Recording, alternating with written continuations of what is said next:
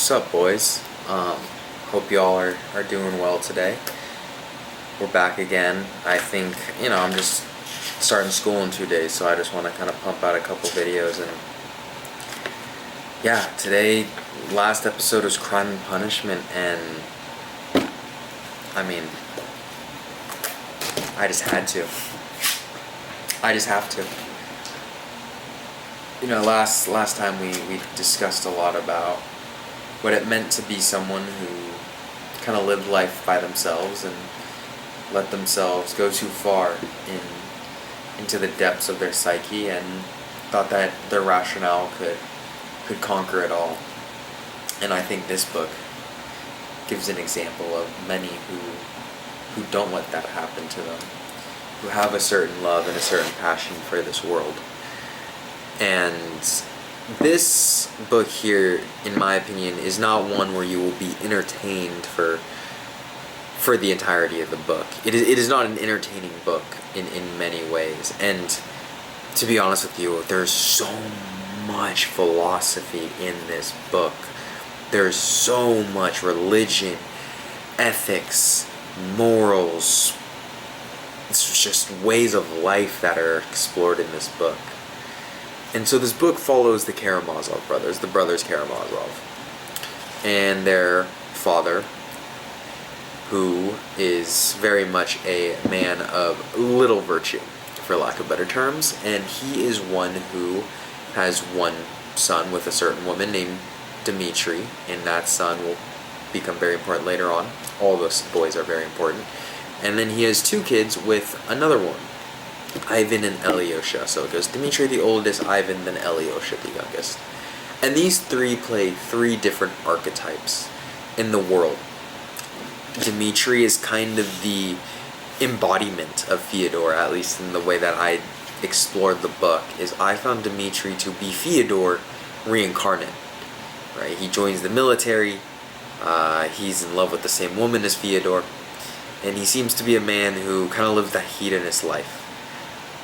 Seems to mostly look out for himself and mostly care for the fact that he wants to live life to the fullest and wants joy and wants to feel happy.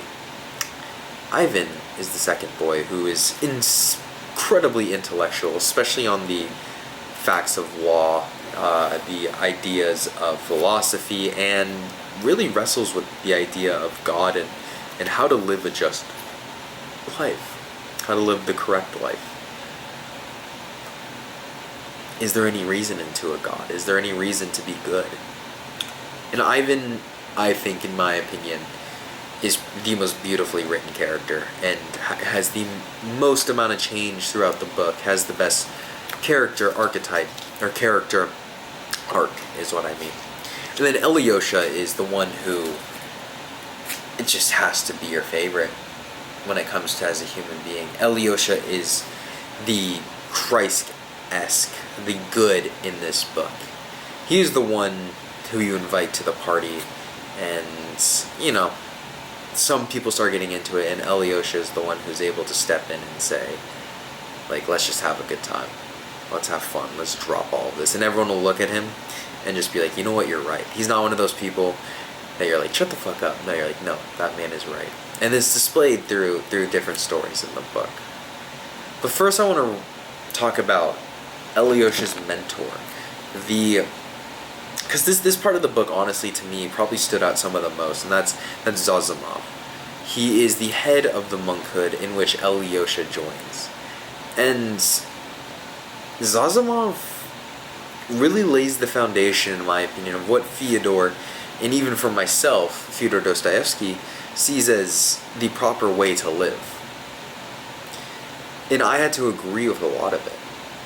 Just in the essence of, Zazimov comes off with a reality check for so many, as people from all over the country come for his blessing. And in one woman, the woman comes up to him and basically says, Zazimov, why is it so easy for me to say I can give my life up to God, but then so hard to live that way? And treat God's peoples that way. And Zazimov's response is, well, that's because grandiosity and idealism is the first thing we sink into when we think of a higher power. It is the first thing we come to believe, is that God Almighty will shine the light of goodness on us immediately. And that goodness will be so simple for us and so clear that we just have to follow it. And so Zazimov picks up the example of the doctor. The doctor who dedicates his every waking moment to the betterment of humanity. The doctor who spends his life crafting himself to be the best doctor. But then that doctor is met with someone for 24 hours, put in the same room. And at the end of that 24 hours, that doctor will say, that man chews wrong, that man speaks incoherently, that man has wrong ideals, and then profess that he dislikes the man, then leave, and then profess his love for humanity again. And so then the idea of passive love and active love are the two distinguishing factors. He mostly talks about active love. And how active love is not one of those things in which... So passive love to me is when, if I saw you on the street, let's just say, and I heard you talk, and I went up to you and said, so-and-so, I love you because, wow, you talk so well. You hold yourself so much... You hold yourself to such a high standard. You have so much in life, and that's why I love you. Now see, that love is easy to come by. That's an easy love, because in this love I'm attributing something to a materialistic gain in you. That love is one which I could come by just by sitting on my computer. I love that man because he has such divine thoughts, such coherent and logical arguments. I love that person because they are so good at math. I love that person because they look so amazing. And to Zazimov, this is the easy thing to come by, and this is how most people will live their life, and most people will attribute these things because they're easy. I can still hate the man, but if I can find one material thing to love him by, then it will be easier to put up with all the shitty things. It will be easier for me to love my brother if I just see him for the good things in his life. It will be easier for me to love my father if I just see him for the displays of a man that he puts up, which are, in my opinion, beneficial. It will be easy for me to love humanity if I only see humanity for the good. And to Zazimov, this is not what active love is. Active love is, as in most of these books will come by, is the deep search and the deep understanding of humanity and the means of suffering. It is to come to an acceptance with that suffering. And it's so weird that say these things, because even in my own life, it is not easy for one to wake up and say that suffering is so easy. It's not. I wonder. I sometimes turn into a hedonist myself, where I wonder, is this going to be forever? Will there be a cease to this feelings, these abysses? Sometimes, especially for me, my biggest vice is probably the internet. As in, it's hard for me to go a day without watching at least one YouTube video. It's almost impossible in some ways for me to do that. And so to Zazimov, that would not be an active love of life in itself. That would be a passive approach. Because to love life when you have that vice is so easy. Just like how to love another without facing those dislikable parts is so easy. But active love to him is a practice. Active love to him is something in which takes time to cultivate. But most of us don't want to do that. And I can't blame you. And I can't blame myself.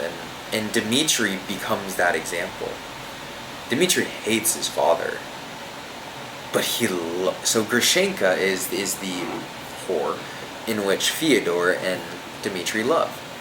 And there's a funny part where there's an admittance of Grushenka loved me for 1 hour. Dmitri takes that, and he finds it so encompassing that someone can love him for an hour. Which is so interesting because I think Grushenka's the example of someone who, later in the book, she starts to love him, which I don't understand to the fullest, and maybe some of you do. But Grushenka obviously doesn't really have much love and active love for him, any at all. I mean, she's just trying to survive at the end of the day. She had some benefactors, and she's mostly been just living her life person by person. And so when finally Grushenka, or Dmitri, feels a love for an hour, that's enough to get him hooked. It's because it's such an easy love. Because he knows Grushenka's superficial love is so easy to keep. I think that's why Dmitri falls in love with it so much. And I think that happens to many relationships, and including myself. There's plenty of times in this world and life where the easiest relationships seem to be the ones in which we gravitate towards. It seems to be the ones in which we try to live our lives by. We think that relationships come through the easiness of it. And yes, there is truth to it. If something is causing you harm nonstop, there is no reason to sit through it. There is no reason to keep pushing through this, as some things are just not meant to work out.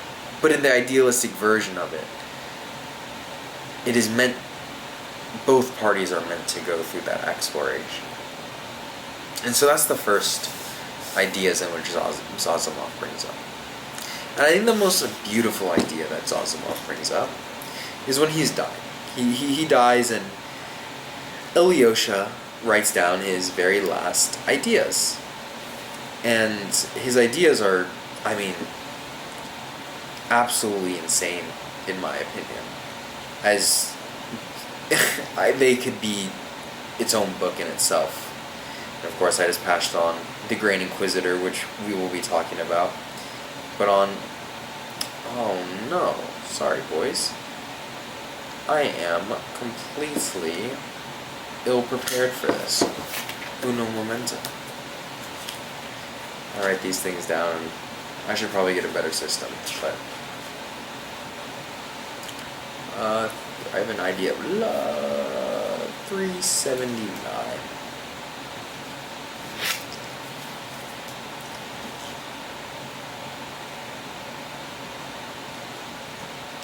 Okay.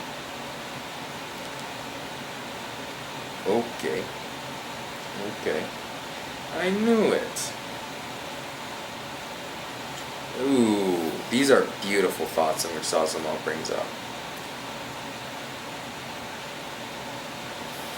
Okay, well, I can't find my favorite quotes from Zazimov right now.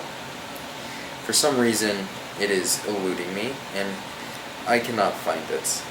But I think Zazimov breaks down the barriers of many of the things in which we are held to believe. And I found the quote. And I'm going to read two quotes. Two things that Zazimov says, because I think they coincide to each other very, very well. And he says, "Do not weep. Life is paradise. And we are all in paradise. But we don't want to realize it. And if we did care to realize it, paradise would be established in all the world tomorrow." In every place today, the human mind is mockingly starting to lose its awareness of the fact that a person's true security consists not in his own personal solitary effort, but in the common integrity of humankind.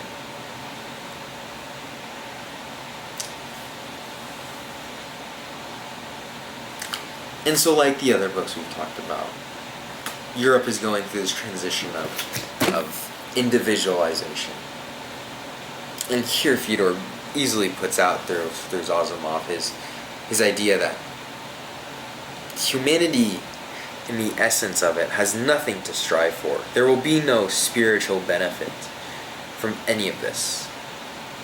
The benefit we could get is by a fellow human being with a fellow human being. Just like the Stoics say. It is so, it's very important to learn, but all of this learning would be useless if there was not someone else to share it with. It is human nature to help another human. And I think the reason why we turn so far away from it, and Ivan in the Grand Inquisitor will show a great example of this, is to do so takes an uber amount of humility. A substantial amount of humility in which most of us will never want to display. In which I do not want to display in my everyday life. There is a level of selflessness that needs to be given to feel this way, to live a life in this manner, which becomes almost detrimental to at least our survival instincts, and feels like we would lose a place in society. It is detrimental to one's own survival. I mean, you think about it. If you bring yourself to humility to admit that every single person can be right, how would anything get done? It is a very nice idea, but is it a very practical one? I say it is in this world. The ones that we have built, the beautiful world in which humanity lives right now. I think it's possible to have that level of humility, but is it as practical as I want to believe? I don't know, because I don't have that. And so then we bring up the most popular chapter, and it was funny, I was asking someone who studied literature in college, and I said, I'm reading the Brothers right now, what should I be ready for? And they said, the Grand Inquisitor. And I was at the gym on the bike, reading the book, and I got to the Grand Inquisitor, and I was like, stop, I gotta go home and read this. And at first, I was scared because it said it was a poem. I was like, well, I understand this, and after reading it, I mean, I couldn't agree more with such a beautiful, beautiful piece of literature. Basically, and I had to look up the Spanish Inquisition. But during the Spanish Inquisition, the Spanish decided that Christianity was not being practiced properly, and there needed to be courts to dictate how Christianity should be practiced. And so there became judges and grand inquisitors of certain practices. And if you were found guilty of heresy, well, it's debated on how many people were killed, but prison and execution were your two fates. Lovely, right? I know. Practicing something in which our country, freedom of religion, used to get you punished for. Even if you were practicing the right religion, practicing it wrong was considered heresy, which is absolutely mind-boggling to me. But basically in the story, Jesus Christ himself comes back to Spain during this time and starts performing acts of miracles. He saves a young girl from death and is then taken into custody as he is seen as being a heretic. He's performing heresy in front of the church. So then him and the Grand Inquisitor have a nice talking. And the Grand Inquisitor, throughout this whole entire thing, basically says, Jesus, you really left us in a big hole here. So you came down from heaven. You looked around, performed a couple miracles, said you were the Son of God, and you would save all of us. And then you went on and died. And then you came back, only to a select few, and then you left.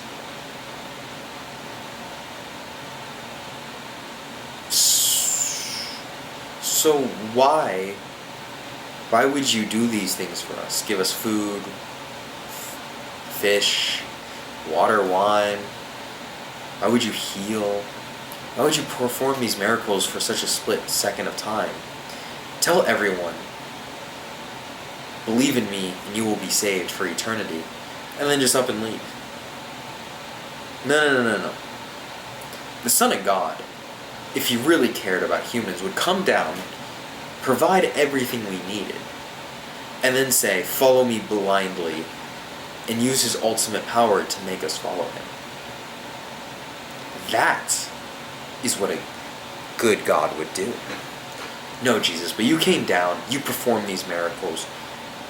They write it in Scripture. And then you say, free will for all. You can decide if I am worthy of being followed. No, Jesus, you are Jesus. You have to be followed. There is no other question.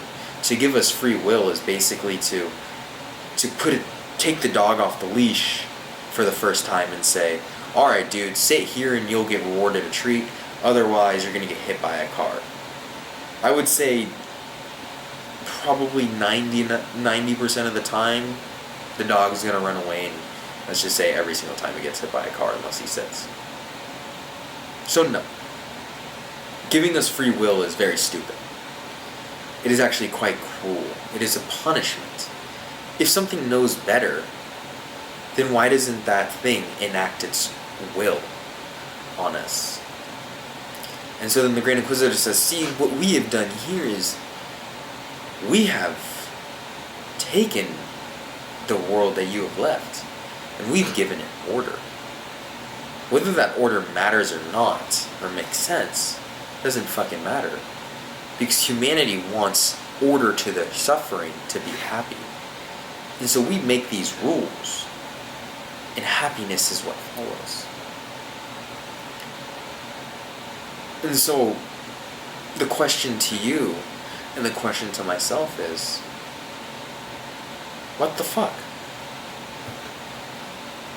Ivan makes such a great point here. As in, why should one go through Kierkegaard's existential dread? Why would an almighty loving being do this to us? Why would something so cruel happen? Why would something that sends people into absolute anarchy be here for us? And I remember one time I was talking to a certain person, and they said, God chooses a few soldiers, and a few of those soldiers will ever make it out of the battle. And to me, it's so hard to grasp those ideas. Because to me, it's like, why? And why in this way is it alienizing so many people? See, this is the existential question I ask myself is, who are the ones that get to become God's servants in those ways? It seems in this world there are some people who just inherently get God, who just inherently step into the light, and it is so easy for them to follow. There is no questioning, there is no asking why, it is just God is. And no matter what the fuck the ideas are, they're just able to follow. Now, does that make a good Christian? Well, it ends up with Ivan, who in the end of the book gets sick because his brother is tried, and Ivan can't ever see his brother guilty. And Ivan feels he's the one and bears so much guilt for his brother, as he doesn't do much, but it's very little things that he did, but somehow he construes it into the idea that he didn't do enough. He was the one who led to his father's death, and in reality, he really had no play in it, really, that much. At least the way I read it.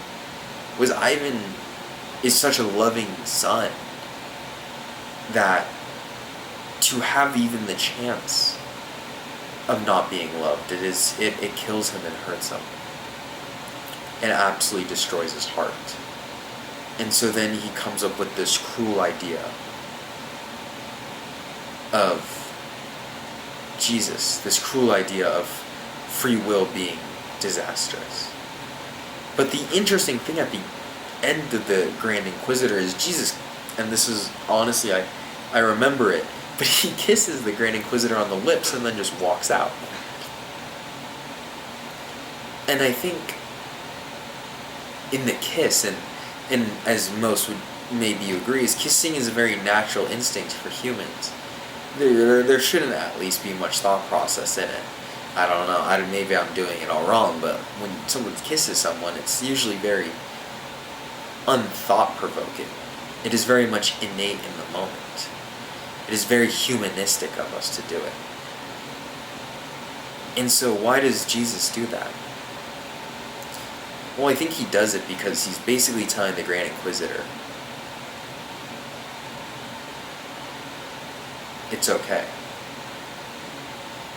The suffering in which we bear is not meant to lead to happiness or eternal salvation. The suffering in which we bear is meant to be part of the human experience. There is nothing more to it, and there is nothing less to it. One does not win by suffering more. One does not lose by suffering less. The idea that one deserves suffering is wrong, and the idea that one should not suffer is wrong too. It just is. And to embrace it is the most lovely thing to do. And I think the Karamazovs are the exact opposite of that. Alyosha is the only one who is able to embrace the suffering of those around him. And he does it through showing up for this little boy who is dying. This little boy who hit him with a rock and hurt him pretty bad. He shows up for when he's dying. And when this little boy's dying, this other boy who despises him shows up. And it's a beautiful scene as they all become one. The barriers of hatred for each other is all gone in these kids. And the reason it's gone is because they see when faced with the end of suffering and faced with the end of this world, there is nothing more than to forgive and to be there with each other. And the end of the book is basically all the boys are with Alyosha after the funeral. And they say to Alyosha, or Alyosha says to them, it's quite beautiful. He says,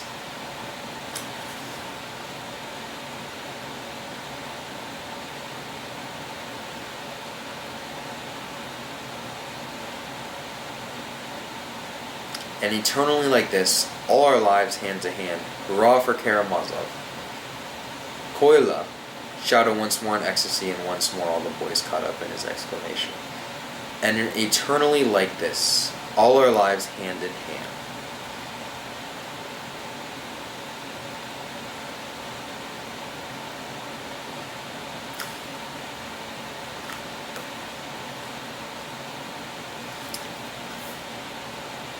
And so it's nothing more than that, as in we're meant to be one and whole. There's not meant to be the separation between smart, dumb, ugly, good looking.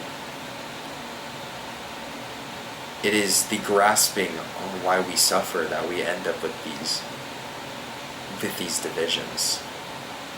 We try to put so much meaning to our suffering when there is no meaning in it at all. But that's beautiful to me in so many aspects.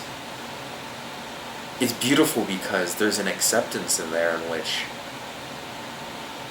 we should not be expecting anything to come from it.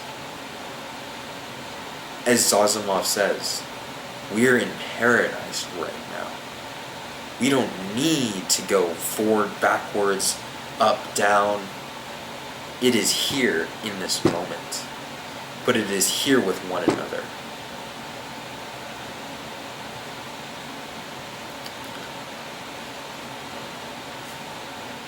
I think the Karamazovs just don't live that. They're a broken family that never could just look at each other.